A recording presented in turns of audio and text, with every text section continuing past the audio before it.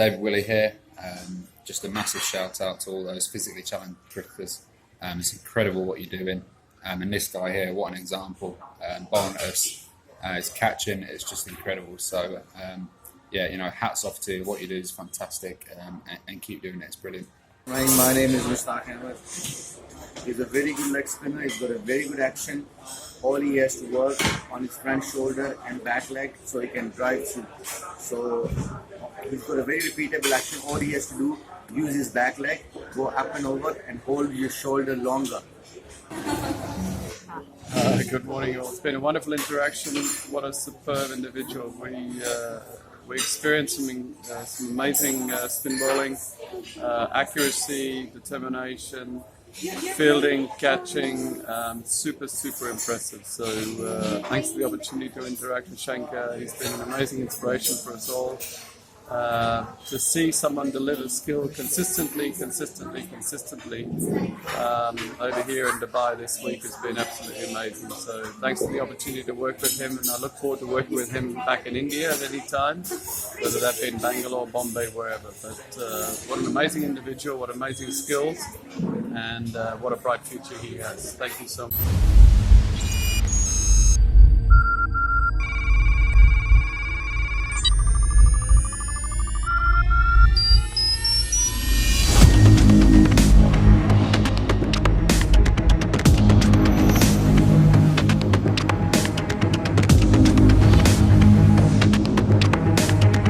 स्वागत है आपका बी न्यूज़ नेशन में। मैं हूँ खुर्शीद आलम। नहीं तेरा नशेमन कसरे सुल्तानी, तू शाही है तेरे आगे आसमां और भी हैं। इंसान अगर चाहे, अगर इरादा कर ले तो सब कुछ मुमकिन है। तो ऐसे ही एक शख्सियत से हम आपकी मुलाकात करने जा रहे हैं, जो फिज़िकली तौर पर अपने दोनों हाथों से वो एक कमज़ोर है, लेकिन उसके इरादे इतने बुलंद हैं कि आप भी देख सकते हैं। हमारे स्टूडियो में मौजूद हैं शंकर सज्जन, आपका स्वागत है हमारी स्टूडियो में। शंकर सज्जन, जिनकी उम्र 20 साल है, यादगीर डिस्ट्रिक्ट सुरपुर तालुका के याड़गी ग्राम से ये बिलोंग करते हैं। तो ये गनमंटेश्वर इंटरनेशनल पब्लिक स्कूल्स तालीकोट से आपने जो है 4th स्टैंडर्ड प्राइमरी स्कूल की तालीम हासिल की। और ये सबसे अजीब बात ये है कि आप जो है इंडिया के most popular cricketer Sachin Tendulkar के बहुत बड़े फ़ैन हैं। यही जज्बा इनको आज यहाँ पर पहुँचाया है कि वो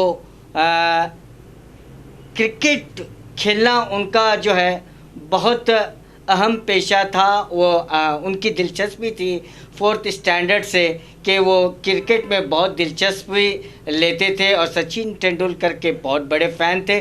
सचिन तेंदुलकर की बैटिंग को देखकर उनके दिल में एक जज्बा आया और वो अपने आप में एक सवाल पूछने लगे कि क्यों मैं भी सचिन तेंदुलकर की तरह क्रिकेट खेलूं और हिंदुस्तान का एक अजीम क्रिकेटर बनूं।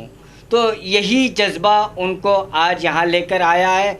वो एक अपने दोनों हाथों से माजूर होते हुए भी वो एक स्पिन बॉलर में एक हैसियत से वो जाने लगे और दिल्ली बुल्स में वो क्रिकेट के एक अच्छे बॉलर्स माने जाते हैं। दुबई में भी वो खेले, कलकत्ता, बेंगलोर, हिमाचल प्रदेश में भी वो अपने नाम का एक लोहा मनाकर आए हैं। आइए उन्हीं से जानते हैं। सर ನಿಮ್ಮ ವಿಸ್ತರಣೆಯಾಗಿ ಹೇಳ್ಬೋದು ನೀವು, ಇದು ಹಾಬಿ ನಿಮ್ಗೆ ಯಾವಾಗ ಬಂತು, ಹ್ಯಾಂಗೆ ಬಂತು ಹೇಳಿ ಸರ್? ಓಕೆ, ಅದೇ ತುಂಬ ಚಿಕ್ಕವನಿರುವ ನಾನು ಮ್ಯಾಚ್ಗಳನ್ನು ನೋಡ್ತಾ ಇದ್ದೆ. ಸಚಿನ್ ತೆಂಡೂಲ್ಕರ್ ದೊಡ್ಡ ಅಭಿಮಾನಿ ಇದ್ದೆ ನಾನು.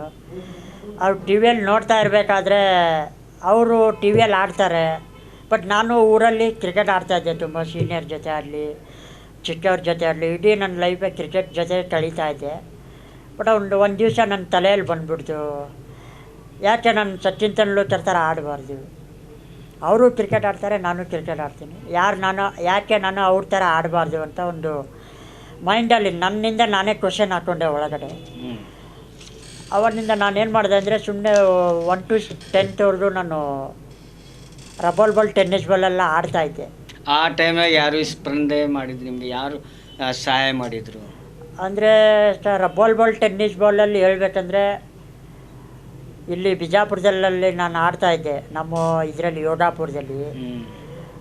ಪ್ರಜ್ವಲ್ ಆಡಲಿ, ಆಮೇಲೆ ಸೋಯಲ್ ಆಡಲಿ, ಆಮೇಲೆ ಶಶಿ ಆಡಲಿ, ದುರ್ಗು ಆಡಲಿ, ಅವರೆಲ್ಲ ಆಡ್ತಾಯಿದ್ರು. ಆಡಬೇಕಾದ್ರೆ ಅವ್ರು ಆಡ್ತಾ ಇರಬೇಕಾದ್ರೆ ನಾನು ಫುಲ್ ಅವ್ರ ಜೊತೆನೇ ಆಡ್ತಾಯಿದ್ದೆ. ಬಟ್ ಅವ್ರು ಆಡ್ತಾ ಇರಬೇಕಾದ್ರೆ ನನಗೂ ಚೆನ್ನಾಗಿ ಆಡ್ತಾ ಇದ್ದಾರೆ ಆ್ಯಕ್ಚುಲಿ ಹೇಳ್ಬೇಕು. ಬಾಲರ್ ಆಗಬೇಕು ಅಂತ ಹೇಳಿದ್ರೆ ಬ್ಯಾಟಿಂಗ್ ಮಾಡೋದು ಆಗಬೇಕಂತ? ಆ್ಯಕ್ಚುಲಿ ನಮ್ಮದು ಬಾಲರ್ ಆ್ಯಕ್ಚುಲಿ ಪ್ಲಸ್ ಪಾಯಿಂಟ್ ಇತ್ತು. ಯಾಕಂದರೆ ಬ್ಯಾಟಿಂಗ್ ಆದರೆ ಸ್ವಲ್ಪ ಜಾಸ್ತಿ ಹಿಟ್ ಮಾಡೋಕ್ಕಾಗಲ್ಲ. ಬಟ್ ಬೌಲರ್ ಆದರೆ ಒಂದು ಸ್ಪಿನ್ ಮಾಡ್ಬೋದು. ಸ್ಪಿನ್ ಆಗ್ತಾಯಿತ್ತು ಬಾಲ್. ನಾನು ಹಿಂಗೆ ಹಾಕಿದ್ರು ಸ್ಪಿನ್ ಆಗ್ತಾಯಿತ್ತು, ಹಿಂಗೆ ಹಾಕಿದ್ರು ಸ್ಪಿನ್ ಆಗ್ತಾಯಿತ್ತು. ಅದೊಂದು ಪ್ಲಸ್ ಪಾಯಿಂಟ್ ಸಿಕ್ತು. ಅಲ್ಲಿಂದ ನಂದು ಕ್ರಿಕೆಟ್ ಸ್ವಲ್ಪ ಇಂಟ್ರೆಸ್ಟ್ ಬೆಳೀತು. ಆಮೇಲೆ ಯಾರು ಸಪೋರ್ಟ್ ಮಾಡಿದರು? ಆಮೇಲೆ ನಮ್ಮ ತಂದೆ ಏನು ಮಾಡಿದರು ಅಂದರೆ ನಾನು ಆಡೋ ಕ್ರಿಕೆಟ್ ಹುಚ್ಚನ್ನು ನೋಡಿಬಿಟ್ಟು ಒಂದು ಕ್ರಿಕೆಟ್ ಲಬ್ಬಿ ಸೇರಿಸ್ತೀನಿ ಅಂದ್ಬಿಟ್ರು. ಬಟ್ ನಾನು ಕ್ರಿಕೆಟ್ ಲಬ್ಬಿಗೆ ಹೋದ ತಕ್ಷಣ ನಮ್ಮ ಸರ್ ಜೊತೆ ಮಾತಾಡಿದರು, ಮೇಸ್ತ್ರಿ ಸರ್ ಅಂತ, ಸೌತ್ ಕ್ರಿಕೆಟ್ ಕ್ಲಬ್ ಅವರು ಮೇಸ್ತ್ರಿ ಸರ್ ಅಂತ. ಅವರು ಹೋದ ತಕ್ಷಣ ನಾನು ಕೇಳಿದರು, ನಮ್ಮ ಪಪ್ಪ ಕೇಳಿದರು, ಸರ್ ಇವ್ನು ಕ್ರಿಕೆಟ್ ಆಡ್ಬೋದಾ ಅಂತ ಕೇಳಿದರು. ಅವರು ಗಾಬರಿ ಆದರು ಕೋಚರ್ಸ್ ಎಲ್ಲ. ಏನು ಸರ್ ಹೆಂಗೆ ಆಡೋಕ್ಕಾಗುತ್ತೆ, ಕೈ ಇಲ್ಲ ಅವನಿಗೆ, ಹೆಂಗೆ ಆಡೋಕ್ಕಾಗುತ್ತೆ, ಆಗಲ್ಲ ಅಂತ. ನಮ್ಮ ಪಪ್ಪ ರಿಕ್ವೆಸ್ಟ್ ಮಾಡ್ಕೊಂಡ್ರು, ಇಲ್ಲ ಸರ್ ನೋಡಿ ಒಳ್ಳೆ ಬೌಲರ್ ಇದ್ದಾನೆ, ಚೆಕ್ ಮಾಡಿ ಒಂದ್ಸಲ. ಇಲ್ಲ ಆಗಲ್ಲ. ಬಟ್ ನಾನು ತುಂಬ ನೋವಾಗ್ಬಿಡ್ತು, ಏನಪ್ಪ ಇಷ್ಟು ಚೆನ್ನಾಗಿ ಆಡ್ತೀನಿ ಬಟ್ ನಾನು ತಗೊಳ್ತಾ ಇಲ್ಲಲ್ಲ ಅಂತ ತುಂಬ ನೋವಾಗ್ಬಿಡ್ತು ನನಗೆ. ಆಮೇಲೆ ನೆಕ್ಸ್ಟ್ ಡೇ ಬಂದೆ. ನಿಮ್ಮ ಫಾದರ್ದು ಏನು ರಿಯಾಕ್ಷನ್ ಇತ್ತು? ಅವ್ರದ್ದು ಏನಂದರೆ ಸ್ವಲ್ಪ ಫೋರ್ಸ್ ಮಾಡಿದರು, ಇಲ್ಲ ಸರ್ ತುಂಬ ಇಂಟ್ರೆಸ್ಟ್ ಇದೆ, ನೋಡಿ ಒಂದ್ಸಲ 1 ವಾರ ನೋಡಿ, ಒಂದು ವೇಳೆ ಆಡಲಿಲ್ಲ ಅಂದರೆ ಅವ್ನ ಮನೆ ಕಳಿಸ್ಬಿಡಿ ಅಂತ ಹೇಳಿದ್ರು. ಬಟ್ ನೆಕ್ಸ್ಟ್ ಡೇ ಬಂದೆ ನಾನೆಲ್ಲ ಶೂಗೆ ಹಾಕ್ಕೊಂಡು. ಅವ್ರು ಒಪ್ಕೊಂಡ್ರು 1 ವಾರ ಚೆಕ್ ಮಾಡೋಕ್ಕೆ ಒಪ್ಕೊಂಡ್ರು, ಟ್ರಯಲ್ ಬೇಸಿಸ್ ಮೇಲೆ. ಅಂದರೆ ಅವ್ರು ಪೂರ್ತಿ ಒಪ್ಕೊಂಡಿರಲಿಲ್ಲ. ನಾನು ಬರೀ ಏನೋ ನಂದು ಟ್ರಯಲ್ ನೋಡೋಣ ಅಂತ ಮಾಡಿದರು. ಬಟ್ ನೆಕ್ಸ್ಟ್ ಡೇಗೆ ನಾನು ಬೌಲಿಂಗ್ ಮಾಡಿದೆ ಅವರಿಗೆ, ಕೋಚಸ್ಸಿಗೆ. ಅದು ಆಟೋಮೆಟಿಕ್ಲಿ ಬಾಲ್ ಟರ್ನ್ ಆಗ್ತಾಯಿತ್ತು. ಅಂದರೆ ಬಾಲ್ ವೇಟ್ ಇತ್ತು, ಅದು ಲೆದರ್ ಬಾಲ್ ತುಂಬ ವೇಟ್ ಇರುತ್ತೆ. ಎಷ್ಟು ವೇಟ್ ಇರುತ್ತೆ ಅಷ್ಟು ಬಾಲ್ ಟರ್ನ್ ಆಗುತ್ತೆ. ಟರ್ನ್ ಆಯ್ತಲ್ಲ, ಕೋಚಸ್ ತಲೆಗೆ ಬಡಿಸ್ಬಿಡ್ತು ಬಾಲ್, ಟರ್ನ್ ಆಗಿಬಿಟ್ಟು. ಅವನು ಅಂದ್ಬಿಟ್ಟ, ಶಂಕರ್ ನೀನು ಒಂದು ದೊಡ್ಡ ಪ್ಲೇಯರ್ ಆಗ್ತೀಯಾ ಅಂತ. ಒಂದೇ ಒಂದು ಬಾಲ್ ಬಡೀತು ಅವ್ನ ತಲೆಗೆ. ಬಂದ್ಬಿಟ್ಟು ಅವ್ನು ಹೇಳ್ದ, ಇಲ್ಲ ಒಳ್ಳೆ ಪ್ಲೇಯರ್ ಆಗ್ತೀಯಾ, ನೀನು ಪ್ರಾಕ್ಟೀಸ್ ಮಾಡು, ಒಳ್ಳೆ ಲೈಫ್ ಇದೆ ಅಂತ ಹೇಳ್ದ. ಅವಾಗಿಂದ ನೀವು ಶುರು ಮಾಡಿದ್ರಿ? ಹೌದು. ತದನಂತರ ಏನಾಯಿತು? ಅಂದರೆ ನಮ್ಮ ಕ್ಲಬ್ಬಿಂದ ಒಂದು ಬೆಂಗಳೂರಿಗೆ ಟೂರ್ನಮೆಂಟ್ ತಗೊಂಡು ಹೋಗ್ತಾಯಿದ್ರು.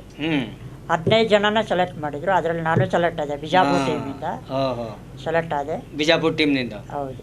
ಸೆಲೆಕ್ಟ್ ಆದ ತಕ್ಷಣ ಅದು ನನ್ನ ಲೈಫಲ್ಲಿ ಫಸ್ಟ್ ಟೂರ್ನಮೆಂಟ್ ಸ್ಟಾರ್ಟ್ ಆಗಿದೆ. ಎಲ್ಲಿ?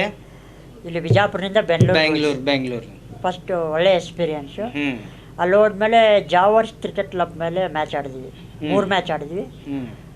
3 ಫಸ್ಟ್ ಮ್ಯಾಚೆಲ್ಲ 3 ವಿಕೆಟ್ ಹಾಕಿದೆ, ಎಲ್ಲರೂ ಗಾಬರಿ ಆಗಿಬಿಟ್ರು. ಸೆಕೆಂಡ್ ಮ್ಯಾಚಲ್ಲೂ 3 ವಿಕೆಟ್ ಹಾಕಿದೆ, ಥರ್ಡ್ ಮ್ಯಾಚಲ್ಲೂ 3 ವಿಕೆಟ್ ಹಾಕಿದೆ. 3 ಮ್ಯಾಚ್ ನಾನೇ ಗೆಲ್ಲಿಸಿರೋದು. ಅವರೆಲ್ಲರೂ ನೋಡಿ ಗಾಬರಿ ಆದರು. ಅವರೆಲ್ಲ ತುಂಬ ಇಂಪ್ರೆಷನ್, ಒಳ್ಳೆ ಎಕ್ಸ್ಪ್ರೆಷನ್ ಎಲ್ಲ ಕೊಟ್ಟರು. ನಾನು ಅಂದ್ಕೊಂಡೆ ಅವಾಗಲೇ, ಇಲ್ಲ ಎಲ್ಲ ಸರಿ ಇರೋರ ಜೊತೆ ನಾನು ಇಷ್ಟೆಲ್ಲ ವಿಕೆಟ್ ಹಾಕ್ತಾ ಇದ್ದೀನಿ, ಏನೋ ಒಂದು ಇದೆ, ಟ್ಯಾಲೆಂಟ್ ಇದೆ. ಬಟ್ ಮುಂದೆ ಏನು ಸಿಗುತ್ತೆ ಅಂತ ಆಡಿಲ್ಲ ನಾನು ಕ್ರಿಕೆಟಲ್ಲಿ. ರಿಯಲಿ ಹೇಳ್ಬೇಕಂದ್ರೆ ನನಗೇನೋ ದುಡ್ಡು ಸಿಗುತ್ತೆ, ಇದು ಸಿಗುತ್ತೆ ಅಂದ್ಬಿಟ್ಟು ನಾನು ಕ್ರಿಕೆಟ್ ಆಡಿಲ್ಲ. ನಾನು ಕ್ರಿಕೆಟ್ ಆಡೋದ್ರಿಂದ ನನಗೆ ಖುಷಿ ಸಿಗುತ್ತೆ. ಈಗ ಟೀಮ್ನಾಗ ನಿಮ್ಮ ಸೆಲೆಕ್ಷನ್ ಆಯ್ತು, ಬರೀ ಬೌಲರ್ ಅಂತ ಸೆಲೆಕ್ಷನ್ ನಿಮ್ಮದು? ಬ್ಯಾಟಿಂಗ್ ನಂದು ಇಲ್ಲ? ಇಲ್ಲ, ಬ್ಯಾಟಿಂಗು ಲಾಸ್ಟಿಗೆ ಹೋಗ್ತಾ ಇದೆ, 9ನೇ ನಂಬರು. ಆಮೇಲೆ ಏನಾಯಿತು? ಏನಾಯ್ತು ನಾನು ಯೋಚನೆ ಮಾಡಿದೆ, ಕ್ರಿಕೆಟ್ ಆಡೋದ್ರಿಂದ ನನಗೆ ಖುಷಿ ಸಿಗುತ್ತೆ, ಕ್ರಿಕೆಟ್ ಆಡಬೇಕು ಅಷ್ಟೇ ನನ್ನ ತಲೆಯಲ್ಲಿ ಇದ್ದಿದ್ದು. ನಾನು ಯಾವ ಟೀಮಿಗೆ ಸೆಲೆಕ್ಟ್ ಆಗ್ತೀನಿ ಬಿಡ್ತೀನಿ ಗೊತ್ತಿಲ್ಲ, ಬಟ್ ನಾನು ಖುಷಿಗೋಸ್ಕರ ಆಡ್ತೀನಿ ಅಂತ ಒಂದು ಇದು ಮಾಡಿದೆ. ವಾಪಸ್ಸು ಬಿಜಾಪುರ ಬಂದ್ವಿ. ಬಂದ ತಕ್ಷಣ ಏನಾಯಿತು ಅಂದರೆ ಡೈಲಿ ನ್ಯೂಸ್ ಪೇಪರ್ ಓದ್ತಾ ಇದ್ದೆ. ನ್ಯೂಸ್ ಪೇಪರ್ ಓದಬೇಕಾದ್ರೆ ಒಂದು ವಿಜಯವಾಣಿ ಪೇಪರಲ್ಲಿ ಬಂತು, ಸ್ಪಿನ್ನರ್ಗಳ ಪ್ರತಿಭಾ ಅನ್ವೇಷಣೆ ಅಂತ ಒಂದು ಬಂತು. ಓದಿದೆ, ಸುಮ್ಮನೆ ನ್ಯೂಸ್ ಪೇಪರ್ ಓದ್ತಾ ಇದ್ದೆ. ಮೊಬೈಲ್ ನಂಬರ್ ಇತ್ತು, ಆಮೇಲೆ ಇಮೇಲ್ ಐ ಡಿ ಎಲ್ಲ ಕೊಟ್ಟಿದ್ದರು. ಅವಾಗ ನಾನು ಆ ಕಾಂಟ್ಯಾಕ್ಟ್ಗೆ ಕಾಲ್ ಮಾಡಿದೆ. ಸರ್ ಈ ಥರ ನಾನು ಬೌಲರ್ ಇದ್ದೀನಿ, ಏನಾದರೂ ಅವಕಾಶ ಇದೆಯಾ ಅಂತ ಕೇಳಿದೆ. ನಾನು ಹ್ಯಾಂಡಿಕ್ಯಾಪು ಅದು ಇದು ಅಂತ ನಾನು ಏನೂ ಹೇಳಿಲ್ಲ. ಸುಮ್ಮನೆ ಬೌಲರ್ ಇದ್ದೀನಿ, ಅಪ್ಲೈ ಮಾಡಿ ಬನ್ನಿ ಅಂತಂದರು. ಅಪ್ಲೈ ಮಾಡಿದೆ. ನೆಕ್ಸ್ಟ್ ಡೇ ನೈಟಿಗೆ ಮೆಸೇಜ್ ಬಂತು, ಈ ಟೈಮ್ಗೆ ಬರಬೇಕು, ಸೆಲೆಕ್ಷನ್ ಇದೆ. ಅವ್ರಿಗೆ ಗೊತ್ತಿಲ್ಲ, ನೀವೇ ಹೇಳಿಲ್ಲ? ಇಲ್ಲ ಹೇಳಿಲ್ಲ, ಸೆಲೆಕ್ಷನ್ ಇದೆ ಬರಬೇಕು ಅಂತ. ಅವಾಗ ಸೆಕೆಂಡ್ ಪಿ ಯು ಓದ್ತಾ ಇದ್ದೀನಿ. ಸೆಕೆಂಡ್ ಪಿ ಯು ಓದ್ತಾ ಇದ್ದೀನಿ. ಜನವರಿ ಮಂತಲ್ಲಿ ಸೆಲೆಕ್ಷನ್ ಇತ್ತು.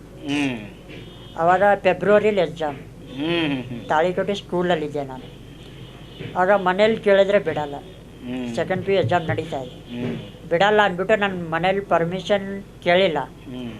ತಾಳಿಕೋಟೆಯಿಂದ ಆಲಿಮಟ್ಟಿ ಹೋದೆ. ನನ್ನ ಹತ್ರ 200 ರುಪೀಸ್ ಇತ್ತು ಮಾತ್ರ. ನಮ್ಮ ಫ್ರೆಂಡ್ ಹತ್ರ 200 ರುಪೀಸ್ ಇಸ್ಕೊಂಡಿದ್ದೆ. ಇಸ್ಕೊಂಡು ತಾಳಿಕೋಟೆಯಿಂದ ಆಲಿಮಟ್ಟಿ ಹೋದೆ. ಆಮೇಲೆ ಆಲಿಮಟ್ಟಿಯಿಂದ ಬೆಂಗಳೂರಿಗೆ 185 ರುಪೀಸ್ ಏನು ಟ್ರೈನ್ ಟಿಕೆಟ್ ಇತ್ತು. ಬೆಂಗಳೂರು ಹೋಗೋಸಲ್ಲೇ ದುಡ್ಡೆಲ್ಲ ಖಾಲಿ ಆಗಿಬಿಡ್ತು. ಊಟ ಉಂಡಿಲ್ಲ ರಾತ್ರಿ, ಊಟ ಉಂಡಿಲ್ಲ. ಏನು ಮಾಡೋದು ಅಂತ ಯೋಚನೆ ಮಾಡ್ತಾಯಿದ್ದೆ. ಬೆಂಗಳೂರು ಇಡೀ ಮೆಜೆಸ್ಟಿಕ್ ನೋಡಿದ ತಕ್ಷಣ ಫುಲ್ ಎದುರುಬಿಟ್ಟೆ ನಾನು. ಒಬ್ಬನೇ ಹೋಗಿದ್ದೆ. ತುಂಬ ಮೆಜೆಸ್ಟಿಕ್ ನೋಡಿಬಿಟ್ಟು ತುಂಬ ಭಯ ಪಟ್ಬಿಟ್ಟಿದ್ದೆ. ಏನಪ್ಪ ಇಷ್ಟು ಜನ ಇರ್ತಾರೆ, ಫಸ್ಟ್ ಟೈಮ್ ಇಲ್ಲ ನಾನು ಬೆಂಗಳೂರು, ನಮಗೆ ತಗೋತಾರೋ ಇಲ್ಲ. ಆಮೇಲೆ ಅದು ಅಲ್ಲಿಂದ ಹೋಗ್ಬಿಟ್ಟಲ್ಲ ಪ್ಲೇಸಿಗೆ. ಅಲ್ಲಿ ಹೋಗೋಕ್ಕೆ ನಂದು ಯಾರು ಒಬ್ರು ಕೇಳಿದ್ರೆ ಅಡ್ರೆಸ್ ಹೇಳ್ತಾ ಇಲ್ಲ. ಈ ಅಡ್ರೆಸ್ ಎಲ್ಲಿ ಬರ್ತಾ ಇದೆ ಏನು ಅಂತ ಒಬ್ರು ಹೇಳ್ತಾ ಇಲ್ಲ.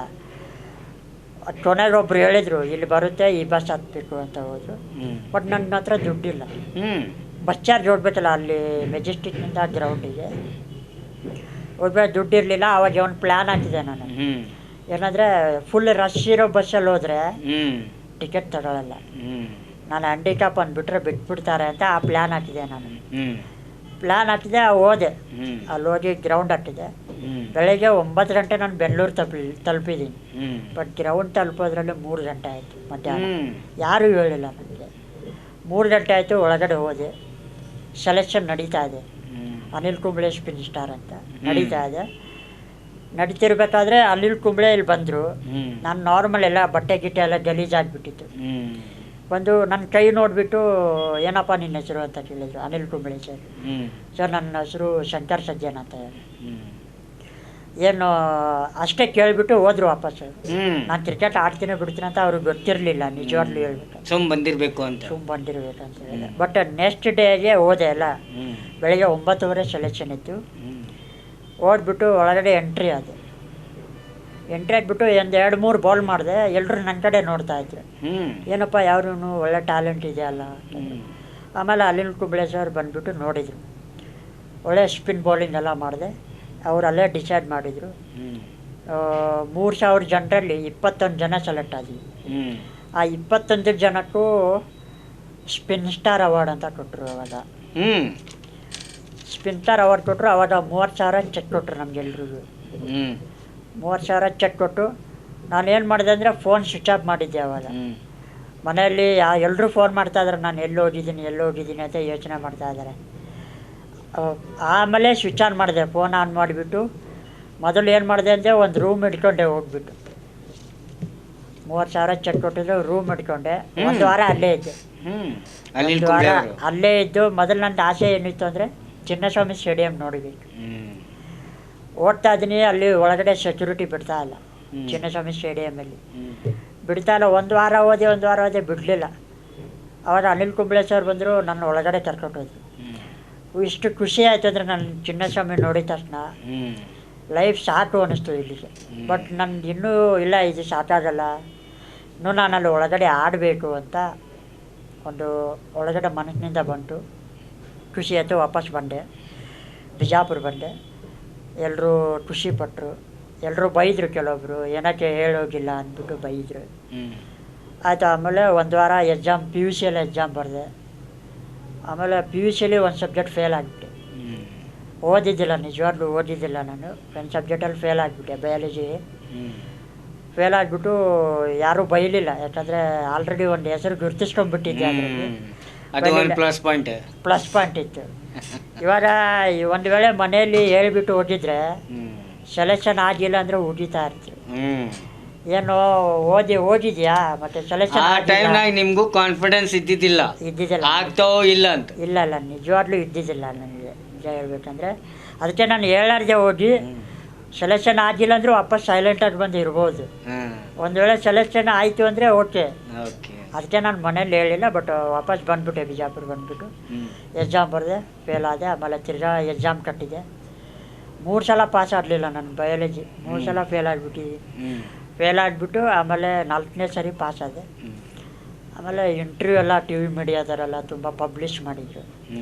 ತಿರ್ಗಾ ವಾಪಸ್ಸು ಬೆಂಗಳೂರಿಗೆ ಬಂದ ತಕ್ಷಣ ಅನಿಲ್ ಕುಂಬಳೆ ಅವರಿಂದ ಟ್ರೈನಿಂಗ್ ಶುರುವಾಯಿತು. ಅವ್ರು ಟ್ರೈನಿಂಗ್ ಕೊಟ್ಟರು? 1 ವರ್ಷ ಟ್ರೈನಿಂಗ್ ಕೊಟ್ಟರು ನಮಗೆ.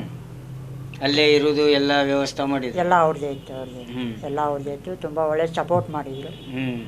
ಆ್ಯಕ್ಚುಲಿ ಟರ್ನಿಂಗ್ ಪಾಯಿಂಟ್ ಅಂದರೆ ನಂದು ಲೈಫಲ್ಲಿ ಇದೆ ಅನಿಸುತ್ತೆ ನನ್ನ ಪ್ರಕಾರ. ಆಮೇಲೆ ಅವ್ರು ಟ್ರೈನಿಂಗ್ ಕೊಟ್ಟರು. ಟ್ರೈನಿಂಗ್ ಕೊಟ್ಟ ಮೇಲೆ ನಿಮಗೂ ಸ್ವಲ್ಪ ಖುಷಿ ಆಯಿತು.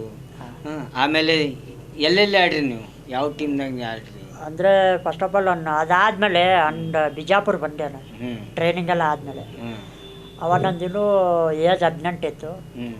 ಬಟ್ ಇಲ್ಲಿ ನಾನು ಬಿಜಾಪುರ ಬಂದ ತಕ್ಷಣ ಅಂಡರ್-19 ಸೆಲೆಕ್ಷನ್ ನಿಂತಿದ್ದೆ ಡಿಸ್ಟ್ರಿಕ್ಟ್ ಲೆವೆಲ್. ಅವ್ರು ಏನು ಮಾಡಿದರೆ ನನ್ನನ್ನು ರಿಜೆಕ್ಟ್ ಮಾಡಿಬಿಟ್ರು, ಸೆಲೆಕ್ಷನ್ ಮಾಡಲಿಲ್ಲ. ಬಟ್ ಯಾಕಂದರೆ ನಾನು ಒಳ್ಳೆ ಮ್ಯಾಚ್ಗಳಲ್ಲೆಲ್ಲ ಟಾಪ್ ವಿಕೆಟ್ ಹಾಕಿದ್ದೆ, ಹೈಯೆಸ್ಟ್ ವಿಕೆಟ್ ಹಾಕಿದ್ದೆ. ಬಟ್ ನನ್ನ ಯಾಕೋ ಸೆಲೆಕ್ಟ್ ಮಾಡಲಿಲ್ಲ ಅವರು.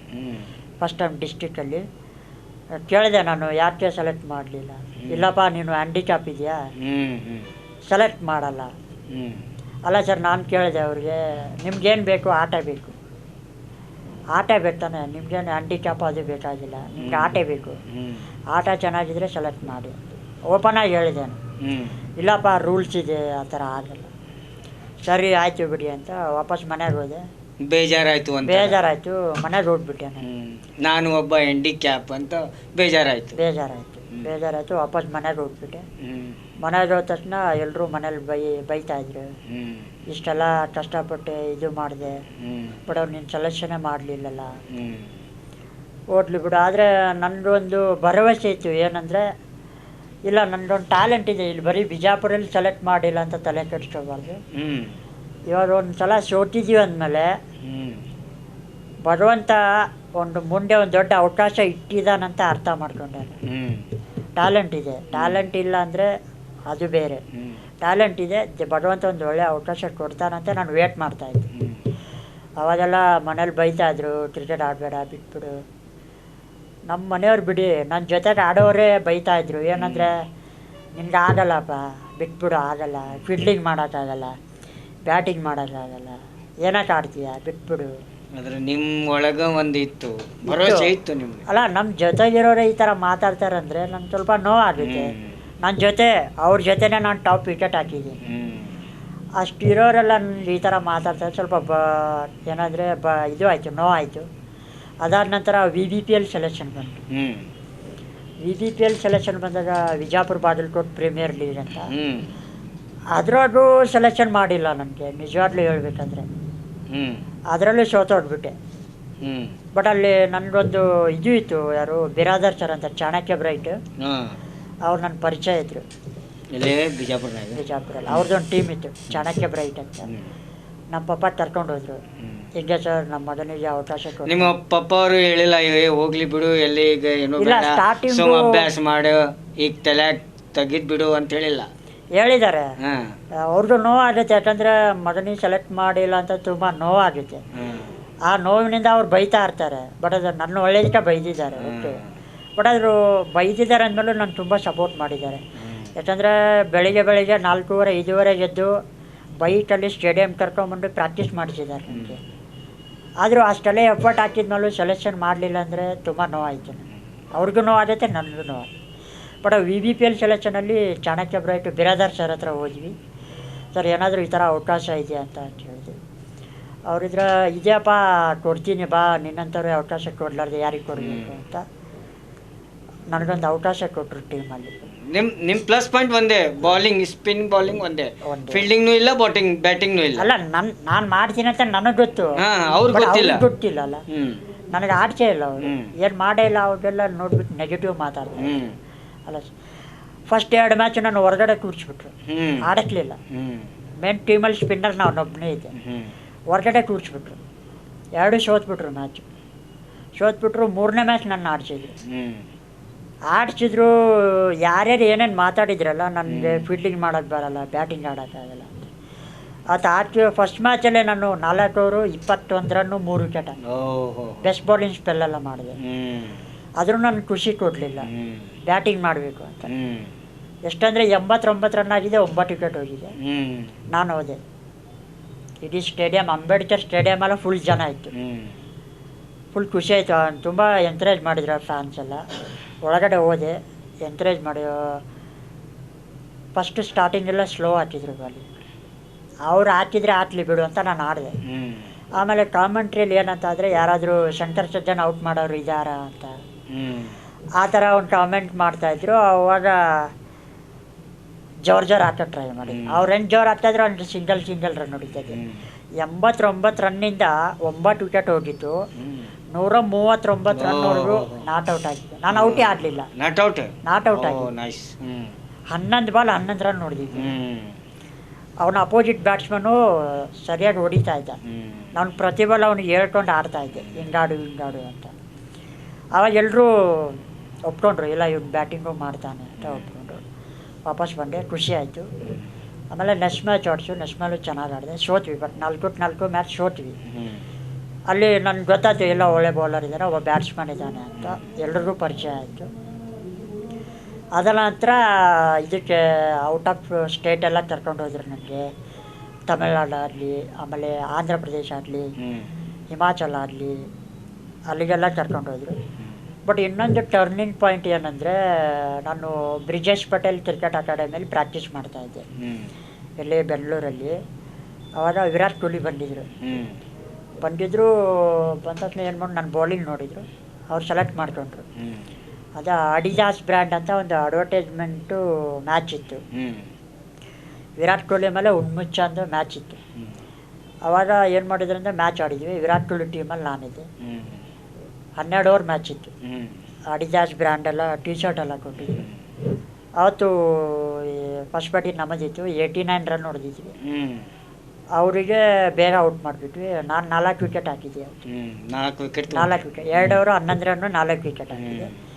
ಮ್ಯಾನ್ ಆಫ್ ದಿ ಮ್ಯಾಚ್ ತೊಗೊಂಡೆ. ಅವಾಗಲೂ ತುಂಬ ಪಬ್ಲಿಸಿಟಿ ಸಿಕ್ತು ನನಗೆ. ವಿರಾಟ್ ಕೊಹ್ಲಿ ಅಂತ ಆಗಲಿ, ತುಂಬ ಸೋಷಿಯಲ್ ಮೀಡಿಯಾದಲ್ಲಾಗಲಿ ತುಂಬ ಒಂದು ಪಬ್ಲಿಸಿಟಿ ಸಿಕ್ತು. ಅದಾದಮೇಲೆ ನನ್ನನ್ನು ಜನ ಗುರ್ತಿಸೋಕ್ಕೆ ಟ್ರೈ ಮಾಡಿದರು, ಇಲ್ಲ ಈ ಥರ ಒಬ್ಬ ಟ್ಯಾಲೆಂಟ್ ಇದೆ ಅಂತ. ಬಟ್ ಅವಾಗಲೂ ಏನು ಮಾಡ್ತಾಯಿದ್ರು ಅಂದರೆ ಜನ, ಇವನೇನು ಫೀಲ್ಡಿಂಗ್ ಮಾಡ್ತಾನೆ, ಬರೀ ನೆಗೆಟಿವ್ ಸರ್. ನನ್ನ 100%ಅಲ್ಲಿ 99 ಬರೀ ನೆಗೆಟಿವ್. ನಾನು ಎಷ್ಟು ವಿಕೆಟ್ ಹಾಕಿದ್ರು, ಎಷ್ಟು ರನ್ ಹೊಡೆದ್ರು ನೆಗೆಟಿವ್ ಥಿಂಗ್. ಎಲ್ಲಾದರೂ ನಿಮಗೆ ಒಂದು ಫೀಲಿಂಗ್ ಆಯಿತು, ಏನಪ್ಪ ನಾವು ಇಷ್ಟ ಮಾಡ್ತೀನಿ, ಮತ್ತೆ ನಮಗೆ ನೆಗೆಟಿವ್ ಥಿಂಕ್ ಮಾಡ್ತಾರೆ, ಹೌದು, ಏನು ನನ್ನ ತಪ್ಪು, ಹಾಂ, ಅದು ಭಾವನಾ ನಿಮಗೆ ಬಂದಿರಬೇಕು. ಕೆಲವೊಂದು ಟೈಮ್ ಒಬ್ಬನೇ ಹತ್ತಿದ್ದೀನಿ ನಾನು ನಿಜವಾಗ್ಲೂ ಹೇಳ್ಬೇಕಂದ್ರೆ. ಯಾಕಂದರೆ ಕಷ್ಟದಲ್ಲಿರುವಾಗ ಯಾರೂ ಬರಲ್ಲ, ನಿಜ.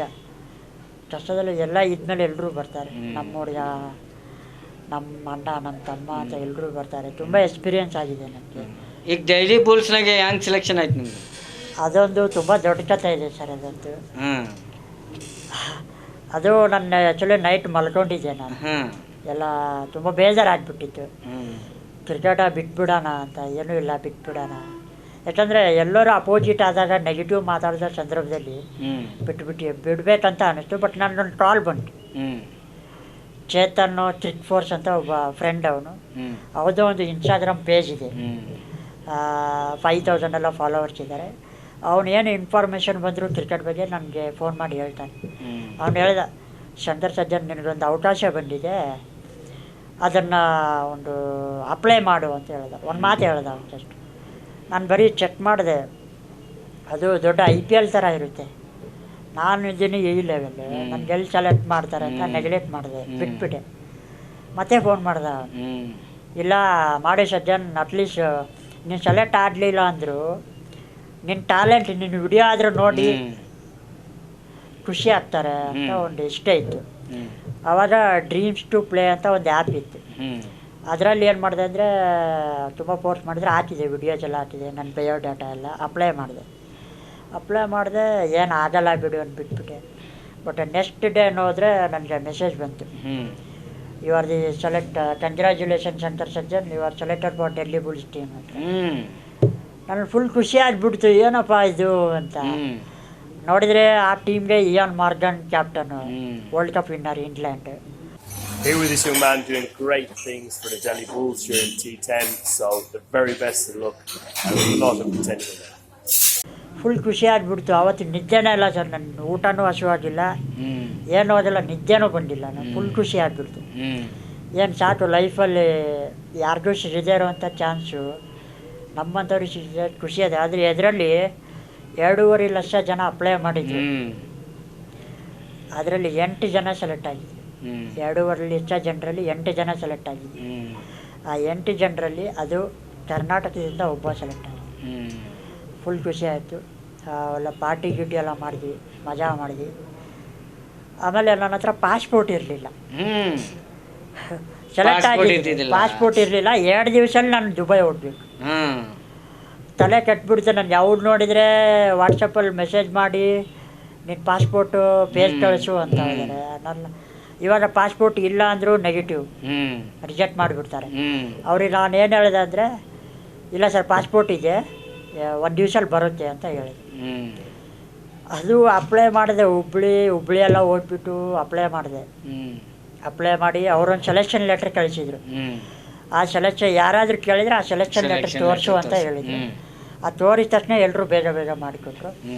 ಬಟ್ ಅದು ಲಾಸ್ಟ್ 1 ದಿವಸ ಚಾನ್ಸ್ ಇತ್ತು ನನಗೆ. ನಮ್ಮೂರು ಯಾಳಗಿ, ನಾನು ಇವತ್ತು ಓಡಬೇಕು ಆ್ಯಕ್ಚುಲಿ. ಅವತ್ತು ಶನಿವಾರ, ಅದು ಶನಿವಾರ ಬರಲ್ಲ ಅಂದರು ನಮ್ಮೂರಿಗೆ. ಅದು ನಮ್ಮ ತಾಲೂಕಲ್ಲಿತ್ತು, ಅದು ಪಾಸ್ಪೋರ್ಟ್ ಸುರ್ಪುರಲ್ಲಿತ್ತು. ಅವತ್ತು ಏನು ಮಾಡಿದೆ ಅಂದರೆ, ನಮ್ಮ ಅಣ್ಣ ಒಬ್ಬರಿದ್ದರು, ಮಲ್ಲು ಸಜ್ಜನ್ ಯಾಳಗಿ ಅಂತ, ಅವರು ಶಾಪೂರ್ ಕರವೇ ಅಧ್ಯಕ್ಷರಿದ್ದಾರೆ. ಅವ್ರು ಏನು ಮಾಡಿದರೆ, ಅವರೇ ಬೈಕ್ ತಗೊಂಡು ಸುರ್ಪುರ್ಗೆ ಹೋಗಿ ಆ ಪಾಸ್ಪೋರ್ಟನ್ನು ಓಪನ್ ಮಾಡಿ ತಗೊಂಡು ಬಂದು ಅವತ್ತೇ ಕೊಟ್ಟರು.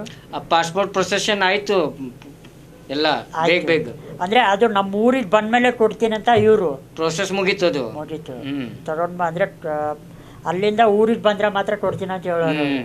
ಇಲ್ಲ ಅಂದರೆ ಇಲ್ಲ, ನಮ್ಮ ಅಣ್ಣ ಸ್ವಲ್ಪ ಫೋರ್ಸ್ ಮಾಡ್ದೆ, ಇಲ್ಲ ಒಂದು ಒಳ್ಳೆ ಲೈಫ್ ಇದೆ, ಕೊಡಿ ಅವ್ನಿಗೆ ಏನಾದರೂ ಮಾಡಿ ಕೊಡಿ ಅಂತ ಹೇಳಿದರು. ಹೋಗಿ ಇವರೇ ಬೈಕ್ ತಗೊಂಡು ತಗೊಂಬಂದು ಕೊಟ್ಟರು.